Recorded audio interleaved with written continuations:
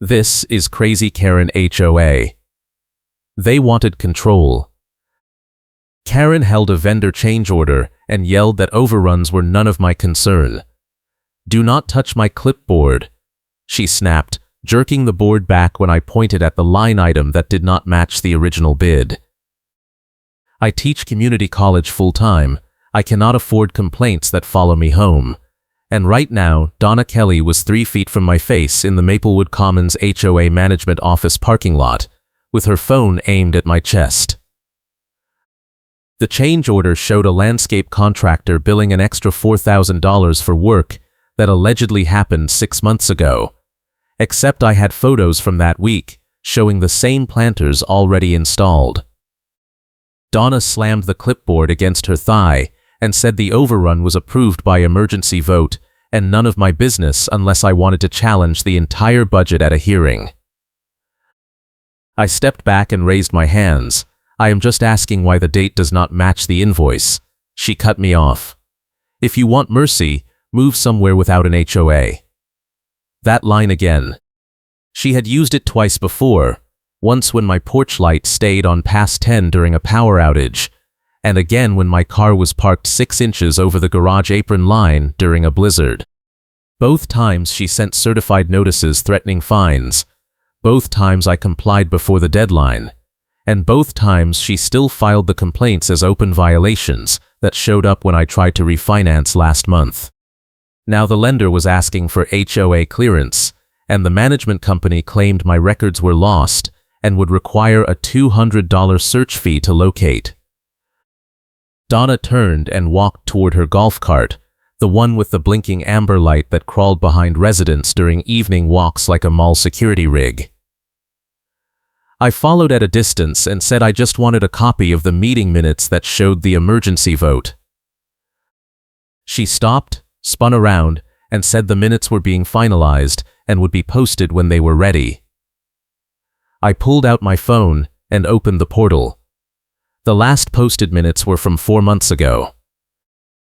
She adjusted her thin reading glasses and said the management company was behind on transcription and I could file a formal records request if I wanted to waste everyone's time. I filed the request that afternoon. The form asked for specific document names and date ranges, so I listed every board meeting from the past year plus all vendor contracts over $1,000. 3 days later, I got an email from the management company saying my request was too broad and I needed to resubmit with exact titles. I rewrote it, cited the state open records statute, and sent it again. Another 3 days passed, and they replied that the file search would take up to 30 business days and the fee was now $400 because of the volume. That was when I remembered the cold case. 2 years ago, before I bought my unit, another homeowner named Marcus had complained on the community Facebook group about a towing incident that made no sense. He posted screenshots showing his car was towed from a guest spot at 9 in the morning on a Tuesday, but the tow company invoice was timestamped for 8:45, 15 minutes before the alleged violation. The tow company told him the HOA had authorized it and he needed to take it up with the board. Donna, who was Design Review Board Vice Chair at the time, posted a reply saying the tow was valid and Marcus needed to review the parking policy before making accusations. Marcus pushed back, said the timestamp proved the tow was pre-authorized before any violation existed. And Donna responded that the tow company sometimes backdated paperwork for billing purposes and it was not evidence of misconduct. The thread went quiet after that, and Marcus sold his unit 6 months later. I found the old screenshots in a neighborhood group archive and downloaded them. The invoice showed a handwritten authorization signature that looked rushed, and the tow timestamp was clearly earlier than the alleged violation window. I pulled up the current parking policy on the HOA portal and compared it to the version Marcus had referenced in his posts. The old version required a 30-minute grace period before towing. The current version had no grace period language at all and claimed it had always been immediate enforcement. I made copies of everything and put them in a manila folder that was already bulging with my own compliance documents, payment receipts, and the refinance lender requests. Then I went to the management office in person. The receptionist said Donna was not available and I would need to schedule an appointment. I asked if I could drop off a formal complaint about the records delay. She looked nervous and said complaints had to go through the online portal. I said the portal had been down for 3 days. She said she would pass along the message. I walked back to my car and noticed the golf cart with the blinking amber light parked 2 spaces over. Donna was sitting in it with her phone up, clearly filming. I got in my car and drove to the grocery store parking lot nearby to grab something for dinner. 10 minutes later, as I was loading bags into my trunk, Donna pulled into the space beside me in her personal SUV. She got out and said we needed to talk about my harassment of the management staff. I closed the trunk and said I filed a complaint about records delays. That is not harassment. She stepped closer and said I was making threats and creating a hostile environment. A couple walking past slowed down and glanced over. Donna raised her voice. You cannot just demand documents whenever you feel like it. There are procedures. I said I followed the procedures, and the management company kept moving the requirements. She put her thin reading glasses on for dramatic effect and said the board had the right to deny frivolous requests, and mine qualified. A store employee in an orange vest walked over and asked if everything was okay. Donna immediately switched her tone and said we were just having a neighborhood discussion. The employee looked at me and I said we were fine. Donna waited until he walked away and then said if I kept pushing this, the board would have no choice but to file a formal complaint against me for creating disruption. I asked what disruption. She said my repeated records requests were interfering with normal operations and costing the HOA money in staff time. I pulled out my phone and opened the voice recorder app. I said I am going to record this conversation for clarity. Is that okay? Utah is a one-party consent state. I did not need her permission, but I wanted her reaction on tape. She immediately backed up and said she did not consent and recording without permission was illegal. I said that is not true in Utah, but if you want to stop talking, that is fine. She pointed at my phone and said I was trying to entrap her. Then she got back in her SUV and drove off. That night I got an email from the management company with the subject line "Final Notice." The body said my records request had been reviewed by the board and determined to be retaliatory and vexatious. The request was denied, and any further attempts to access vendor contracts or meeting minutes would result in a formal hearing for violating community standards. I read it twice and then forwarded it to a real estate attorney I had consulted during the refinance. She replied the next morning and said the denial was likely illegal under state open records law, but fighting it would require filing a complaint with the state ombudsman and possibly a lawsuit, which could take months. I could not afford months. The refinance deadline was 3 weeks away, and the lender needed an HOA clearance letter confirming no open violations or pending actions. I called the management company and asked what it would take to get the clearance letter. The receptionist put me on hold and came back 5 minutes later. She said the board had flagged my account for review due to ongoing compliance concerns, and a clearance letter could not be issued until those concerns were resolved. I asked what concerns. She said I would receive a written notice within 5 business days. The notice arrived 3 days later, not by email but by certified mail. I signed for it at the post office and opened it in the parking lot. It listed 3 alleged violations: unapproved exterior modification, parking violation, and failure to respond to prior notices. The exterior modification was a solar panel quote I had requested 6 months ago but never installed. The parking violation was the same 6-inch garage apron overhang from the blizzard, which I had corrected the same day. The failure to respond claim cited 2 notices I had never received, dated 4 and 6 weeks ago, demanding immediate compliance with unspecified rules. Each violation carried a $50 fine, plus a $100 processing fee, plus a $200 hearing fee if I wanted to dispute them. The total was $450, and the payment deadline was 5 business days from the date of the notice. If I did not pay, the HOA would file a lien on my property, which would kill the refinance instantly. I drove straight to the management office. The receptionist said Donna was in a meeting. I said I would wait. 20 minutes later, Donna came out of the back hallway with a stack of file folders and saw me sitting in the waiting area. She stopped and said I needed an appointment.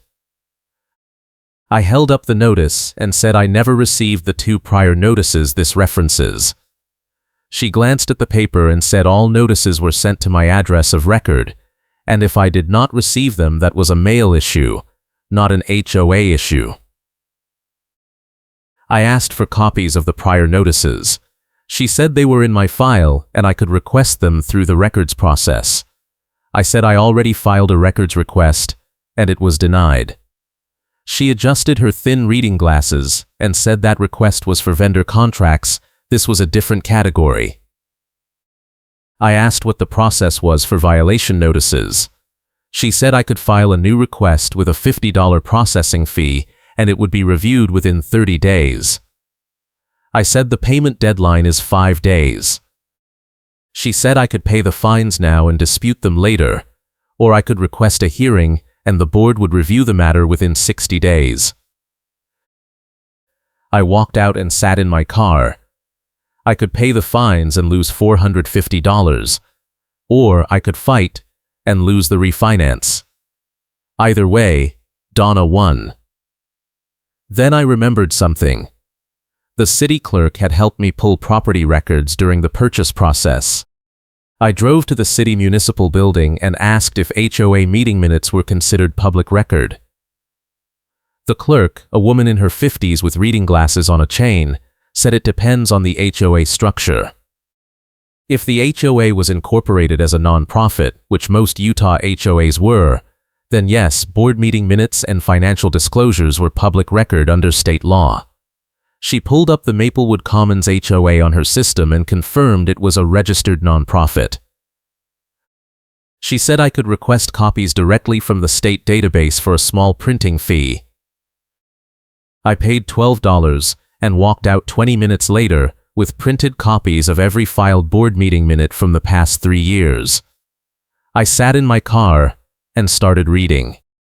The minutes from 2 years ago, around the time of Marcus's towing incident, listed a vote to approve a new parking enforcement vendor. The motion passed 4-1, with Donna voting yes. 3 months later, another vote approved a contract amendment with the same vendor, authorizing expanded towing windows and removing the grace period language from the parking policy. That vote also passed 4-1, with Donna voting yes. I kept reading. 6 months after that, a different vote approved a landscape contractor for common area maintenance, the same contractor whose overrun invoice Donna had waved at me in the parking lot. That vote passed 3-2, with Donna voting yes. One of the no votes included a notation that the board member requested further vendor review due to cost concerns. That board member resigned 2 months later, and the resignation letter was attached to the minutes as an exhibit. The letter cited personal reasons but included a line about disagreeing with recent board decisions regarding vendor transparency. I cross-referenced the dates with the vendor invoices I had seen in the management office parking lot. The landscape contractor's first invoice was dated 1 week after the vote. The overrun invoice Donna had waved at me was dated 6 months later, but the work description matched services that were supposed to be covered under the original contract scope. I took photos of every relevant page and uploaded them to a cloud folder. That night I called Marcus. His number was still listed in the old Facebook thread. He answered on the third ring and I explained who I was and what I was looking into. He went quiet for a moment and then said he had tried to fight the towing thing for months. He filed complaints, requested records, showed up at meetings, and every time he pushed, Donna and the board found new violations to hit him with. First it was weeds in his front landscaping that did not exist. Then it was a trash can left out 15 minutes past the pickup window. Then it was an unapproved door wreath during the holidays. He finally sold and moved because his wife could not handle the stress. I asked if he still had any of the documentation. He said he had a box of old HOA paperwork in his garage and could scan the relevant stuff if I wanted it. 2 days later, he emailed me a 20-page PDF. It included the towing invoice with the timestamp mismatch, the original parking policy with the grace period language, and a series of violation notices he had received during his fight with the board. One of the notices was identical in format to the ones I had just received, including the same processing fee and hearing fee structure. I printed everything and added it to the manila folder. Then I went back to the city clerk and asked if there was a public record of HOA vendor contracts. She said vendor contracts were not typically filed with the city unless they involved public right-of-way work, but I could request them from the HOA under the Nonprofit Transparency Statute. I showed her the management company email denying my request. She frowned and said that denial did not look compliant with state law. She gave me the contact information for the state ombudsman and suggested I file a formal complaint. I filed the complaint that afternoon. The online form asked for a description of the issue and supporting documents. I uploaded the denial email, the state nonprofit registration for Maplewood Commons HOA, and a 2-page summary of the records I had requested and why. 3 days later, I got an automated reply saying my complaint had been received and assigned a case number. The estimated review time was 4 to 6 weeks. I did not have 4 to 6 weeks. The refinance deadline was now 2 weeks away and the lender was getting impatient. I called the management company again and asked what it would take to get the clearance letter if I paid the fines. The receptionist put me on hold and came back with Donna on the line. Donna said paying the fines would resolve the current violations, but I would still need to attend a compliance hearing to address the pattern of disruptive behavior. I asked what pattern. She said my repeated records requests, my confrontation in the parking lot, and my recording without consent. I said recording was legal and the requests were protected under state law. She said the board had discretion to determine what constituted disruption, and my actions met that threshold. I asked when the hearing was scheduled. She said the next board meeting was in 10 days and I could request a hearing slot by submitting a written request with a $100 hearing fee. I said the refinance deadline is before that. She said that was unfortunate, but the board could not expedite hearings for personal financial matters. Then, she said something that made me stop. We can tow first and explain later. That is how enforcement works. The same phrasing Marcus had described in his complaint. The same logic that justified the timestamp mismatch. I hung up and pulled out the folder. I went through every document again, this time looking for patterns. The towing invoice from Marcus's case had a handwritten authorization signature. I compared it to the signature on my recent violation notices. They were not identical, but they were similar enough that they could have come from the same person. I pulled up the board meeting minutes and checked who had signature authority for enforcement actions. According to the bylaws, the board president and the vice president of each committee could authorize violations and enforcement actions. Donna was listed as Design Review Vice Chair, which gave her authority over exterior modifications.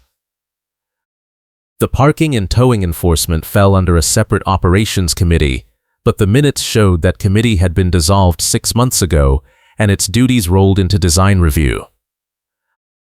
That meant Donna had signature authority over almost every type of violation and enforcement action. I cross-referenced the dates again. Every violation notice I had received was signed during a period when Donna had consolidated enforcement authority. The landscape contractor overrun was approved during the same period. The parking policy grace period was removed during the same period, and Marcus's towing incident happened right after Donna was first appointed to design review. I needed one more piece. I called the towing company that had handled Marcus's case. The receptionist transferred me to a manager who said he remembered the incident because Marcus had filed a complaint with the Better Business Bureau over the timestamp issue. The manager said the timestamp was correct.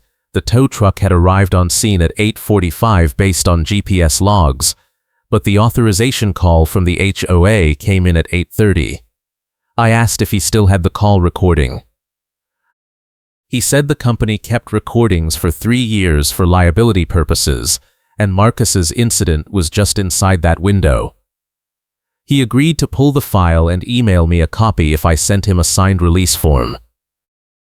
I drafted a release form and emailed it to him. 6 hours later, he replied with a 2-minute MP3 file. I opened it and listened. The voice on the HOA side was Donna's. She gave the address, described the vehicle, and said it was parked in violation of overnight guest parking rules. The timestamp on the file was 8:27 in the morning. The tow truck GPS log showed arrival at 8:45.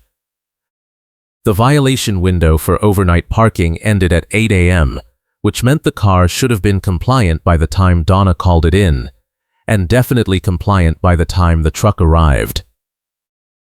I listened to the recording 3 more times. Donna's tone was calm and procedural, like she was reading from a script.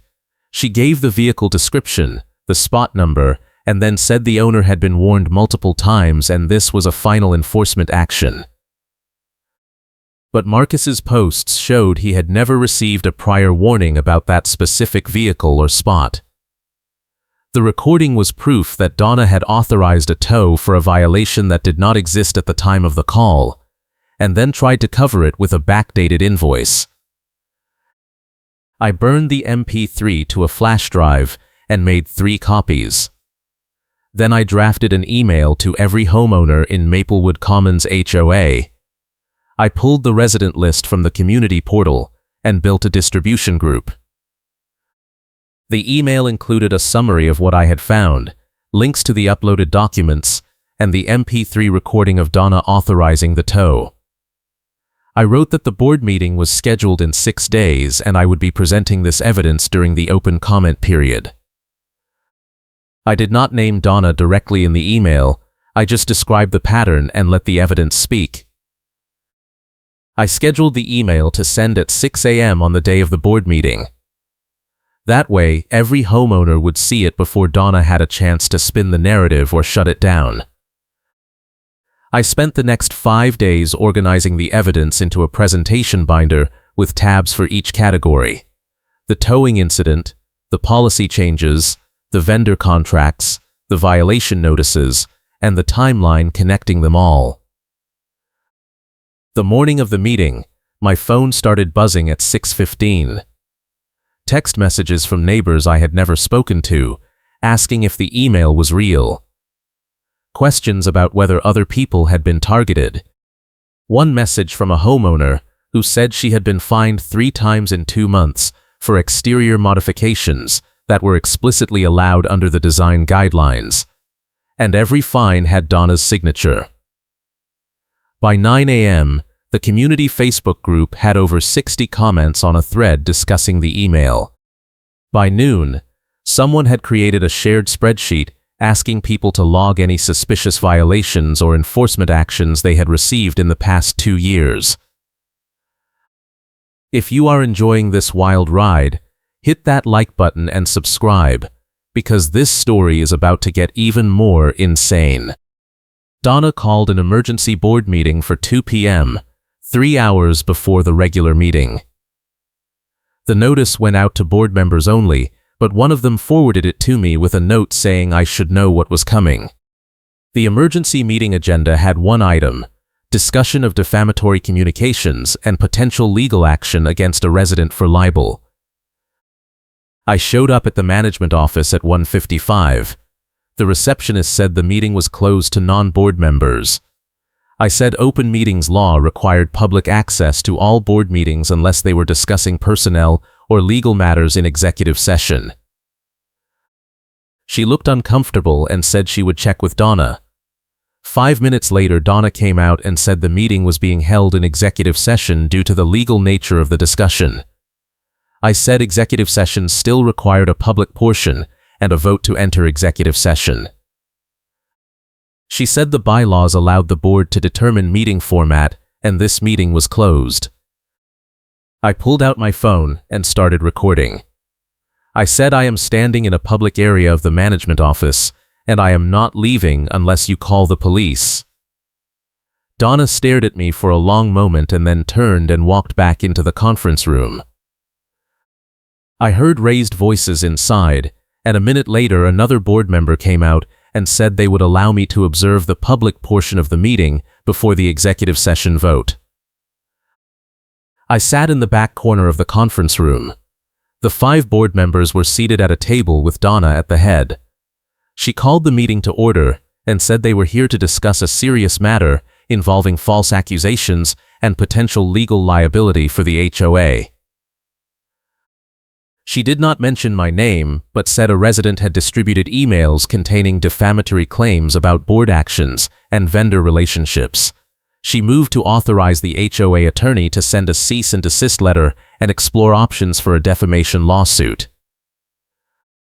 One of the board members, a man in his 60s, raised his hand and said he had read the email and the attached documents, and he did not see anything defamatory, just public records and a timeline.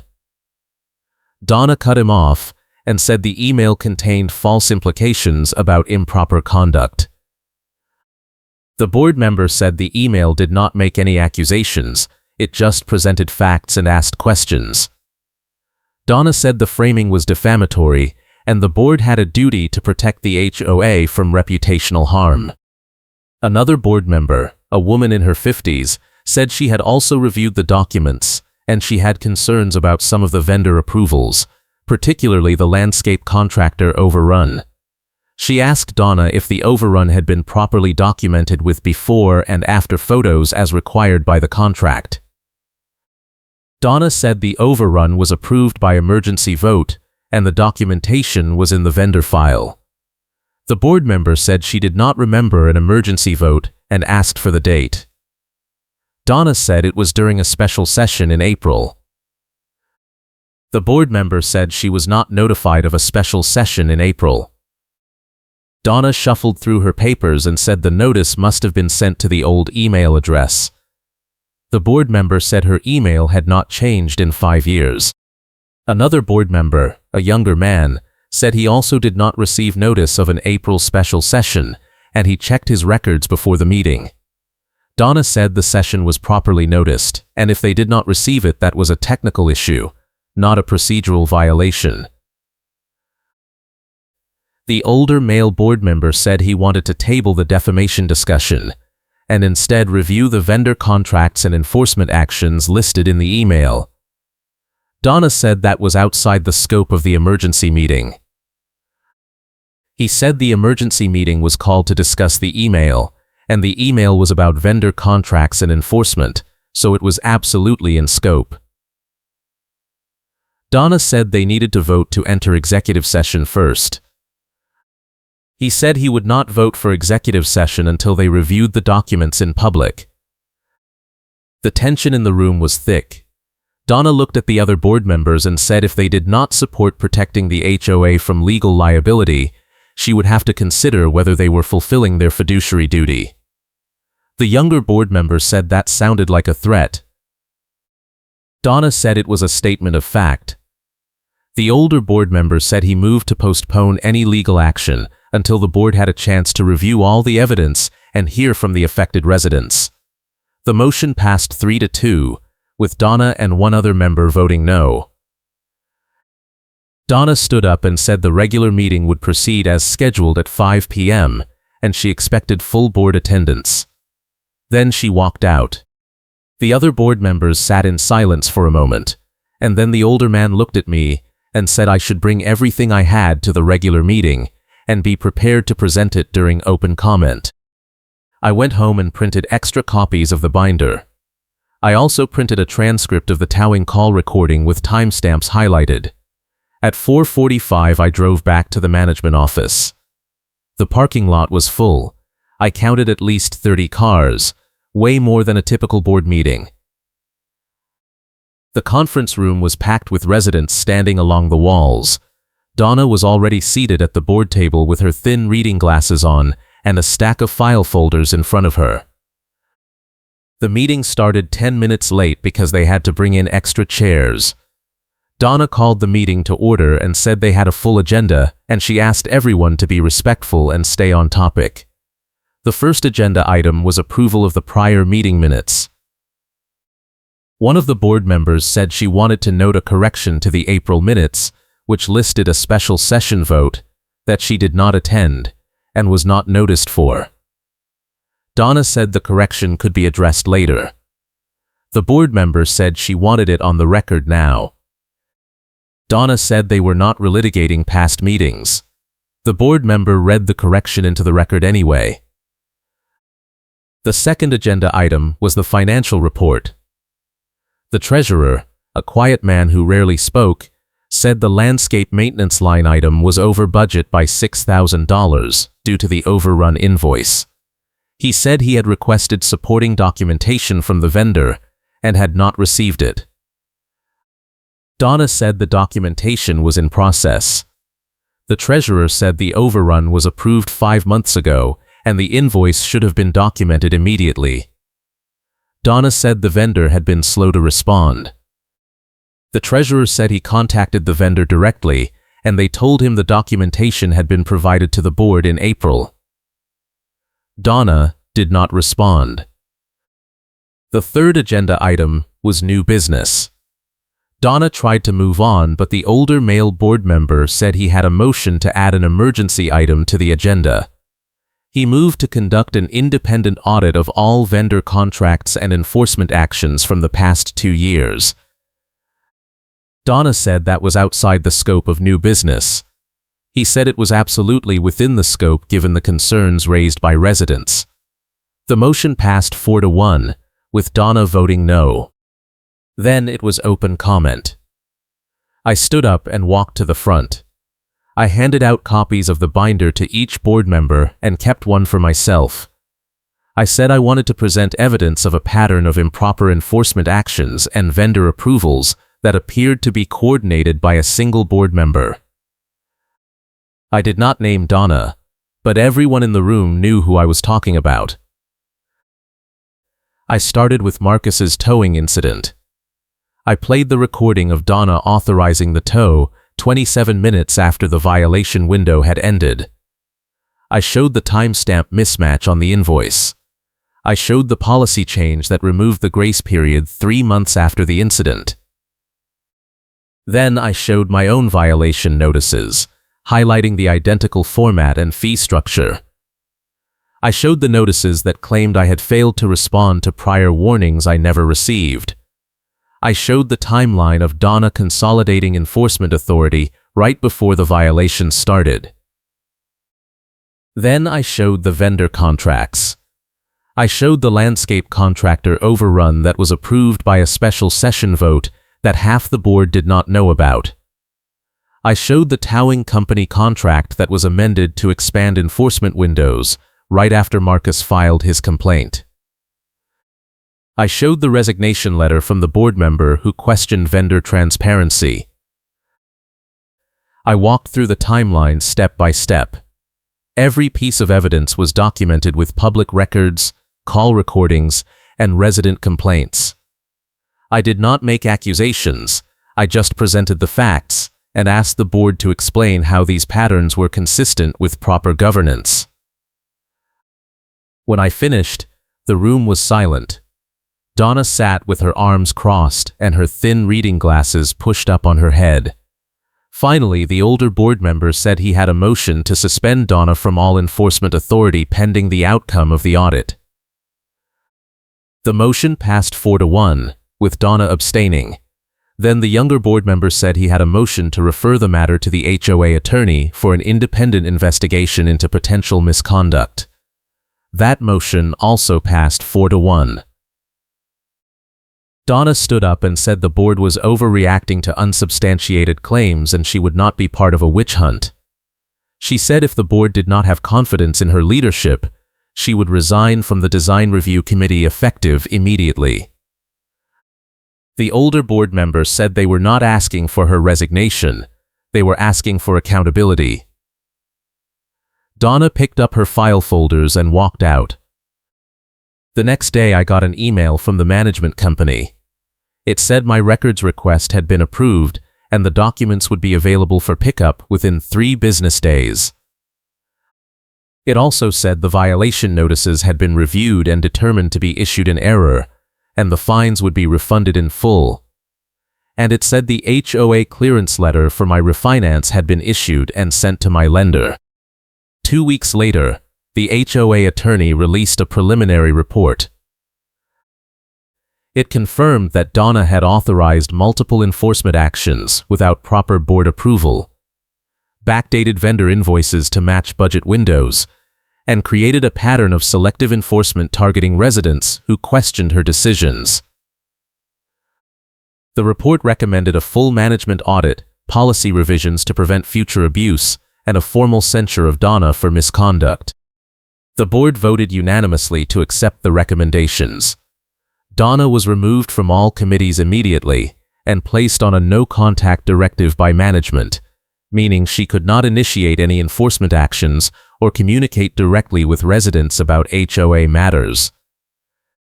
The towing company contract was terminated and replaced with a vendor that required photo documentation and board approval for every tow.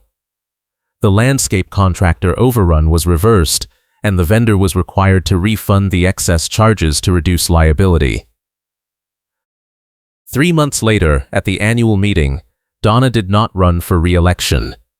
A new slate of board members was elected, including the older man who had pushed for the audit and the woman who had questioned the vendor approvals.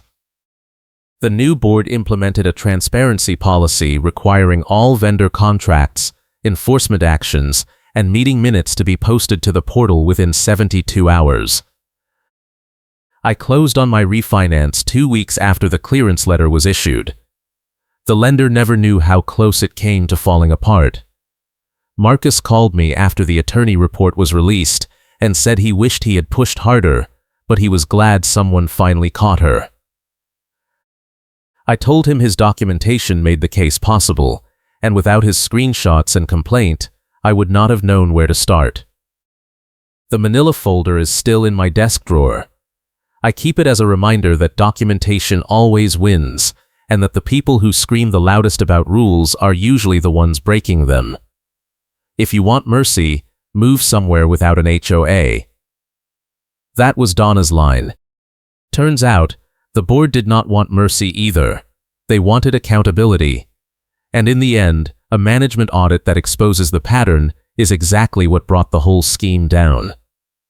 I appreciate your support,